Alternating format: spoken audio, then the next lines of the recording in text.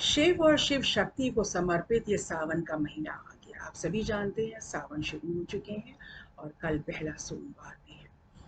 ये सोमवार की क्या विशेषता है, बहुत सारे लोगों को इसकी जानकारी नहीं होगी।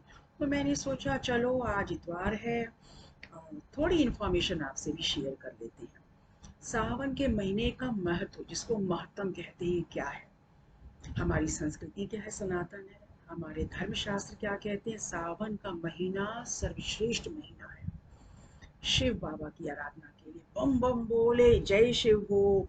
आपने देखा होगा ना, कांवड़ यात्रा यहाँ से लेके पूरे रामेश्वरम तक लोग कांवड़ यात्रा करते हैं, शिव का जलाभिषेक करते हैं। इसके पीछे भी एक कहानी है, अब आप जानिए।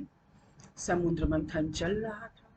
उस समुद्र मंथन में देवताओं और असुरों के बीच जंग छिड़ी हुई थी और इस जंग में 14 रत्न निकले और 14 रत्नों में से छीना झपटी हो रही थी। इसके दावेदार हम हैं, उसके दावेदार हम हैं। आपको याद है ना कहानी। अमृत कलश भी निकला, उसकी भी छीना झपटी हुई। लक्ष्मी जी भी निकली, एरावत भी निकला और ना जाने क्या क्या निकले। और अंततः विष, हलाहल विष। अब इस विष को कौन लेगा, इसका कोई दावेदार नहीं था। कहते हैं ना, जब इसका कोई दावेदार नहीं हुआ तो देवों के देव महादेव शिव जी ने कहा मैं इसको पीऊंगा। और शिव जी ने वो हलाल विष पी लिया। किसके लिए, सृष्टि को बचाने के लिए। और उस विष को अपने कंठ में रोक लिया। सावन का महीना, अब जब कंठ में रोक लिया तो देवताओं ने कहा शिव जी के शरीर का ताप ज्यादा न बढ़ जाए, तो नदियों से जल एकत्रित करके जलाभिषेक शुरू कर दिया। और तभी से ये परंपरा शुरू हो गई जलाभिषेक की। विभिन्न स्थानों पे कांवड़िया शिव भक्त एक जगह से जल लेके रामेश्वरम तक पहुंच के जल को समर्पित करते हैं। क्योंकि शिव जी कैसे हैं, प्रकृति से जुड़े हुए हैं। आपको मालूम है ना, उनका तीसरा नेत्र अग्नि है, माथे पे चंद्रमा है और जटा से नदी निकल रही है। तो ये रुद्र जगदीश्वर रूप त्र्यंबकम। तो मैं बता रही थी कि वो प्रकृति से तादात्म्य स्थापित करते हैं। और डमरू जो उनका है, डम डमाडम, प्रकृति की लय पे चलता है, यानी नेचर से वो संदेश देते हैं कि जुड़ो। और नेचर में जब आप एक्सप्लॉइटेशन शुरू कर देते हैं तो शिव का प्रलय शुरू हो जाता है। तब प्रलय की परंपरा आती है, यानी प्रलय के बाद नई नव सृष्टि का संचार होता है।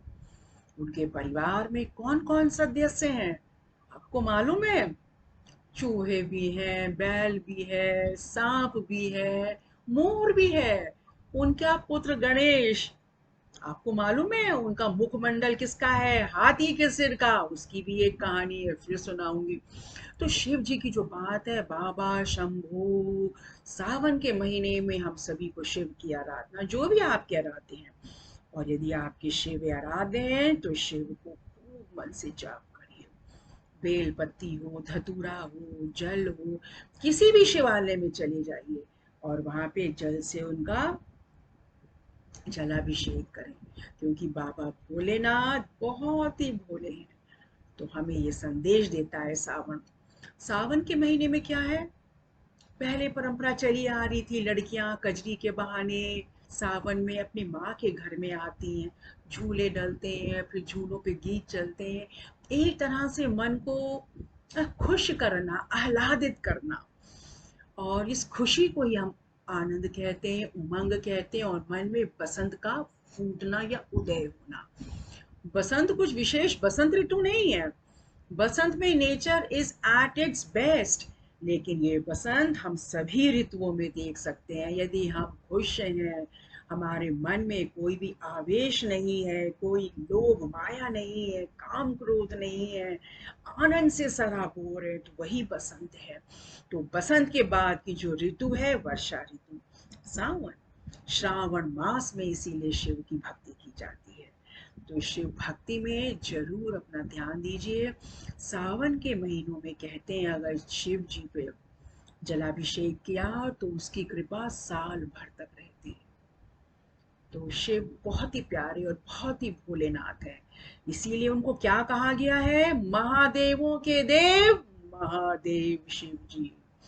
जय बाबा भोलेनाथ, भोले भंडारी की जय हो, सनातन धर्म और संस्कृति की जय हो। एक चीज और बताऊं आपको, शिव भक्ति में तो आप जो भी करें, ओम नमः शिवाय, जो भी मंत्र आप जाप करते हैं, एक शिव जी का बहुत ही प्यारा मंत्र है जिसको कहते हैं कि भगवान इस मंत्र का जाप करने से आपको अकाल मृत्यु नहीं होती, यानी कोई ट्रैजिक एक्सीडेंट्स नहीं होते। जैसे बहुत सिंपल सा मंत्र है, जिन्हें आता है वो तो करते ही हैं, जिन्हें नहीं आता उनके लिए बता देती हूँ। ॐ त्र्यम्बकं यजामहे सुगन्धिं पुष्टिवर्धनम् उर्वारुकमिव बन्धनात् मृत्योर्मुक्षीये मामृतात्।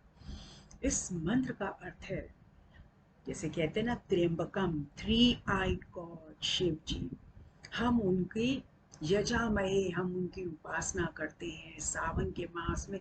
वैसे तो पूरे साल ही शिव जी की भक्ति होती है, चाहे वो उत्तर दिशा हो, पश्चिम हो, दक्षिण हो, और पूरा पश्चिम उत्तर दक्षिण सभी दिशाओं में, सभी स्टेट्स में शिव को पूजा जाता है, क्योंकि शिव कैसे हैं, देवों के देव हैं और उनका स्थान देवत की श्रेणी में सबसे ऊपर है।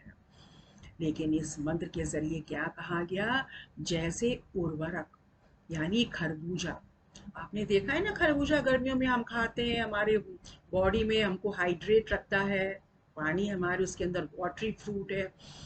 तो जिस तरह से खरबूजा जब पूरी तरह से पक जाता है, बड़ी खुशबू आती है, छुओ तो खुशबू खुशबू, कमरे में रख दो तो खरबूजा रखा हुआ है।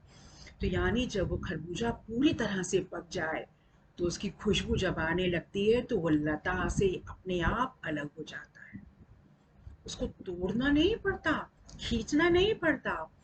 तो कहते हैं, हे प्रभु, हमारा शरीर भी जब पूरी तरह से, जितनी हमारी प्राण वायु है, हम उस प्राण वायु को पूरा स्वस्थ रहते हुए जी सके, उसके बाद हमारा प्राण और हमारा शरीर इस धरती पे छूट जाए, लेकिन हम मोक्ष के सुख से कभी भी वंचित ना हो।